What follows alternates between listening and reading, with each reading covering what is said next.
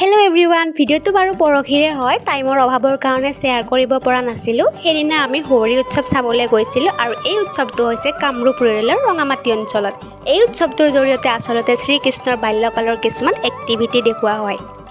ইয়াত কৃষ্ণৰ সৰুকালৰ কাহিনী, খেলা ধূলা, দুষ্টামি, গাই গৰুৰ লগত সময় কটোৱা এইবোৰ নাটক বা অভিনয়ৰ জৰিয়তে দেখুওৱা হয়।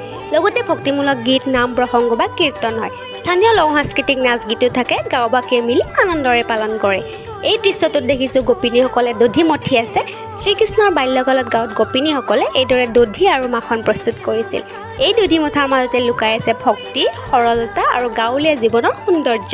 কৃষ্ণই এই মাখন খাই বহুত ভাল পাইছিল আৰু গোপিনীসকলৰ লগত তেওঁৰ এই মৰম লগা দুষ্টামিৰ কাহিনী আজিও মনত পৰে। হোৱৰী উৎসৱৰ এই দৃশ্যই আমাক সেই পবিত্ৰ সময়বোৰ মনত পেলাই দিয়ে।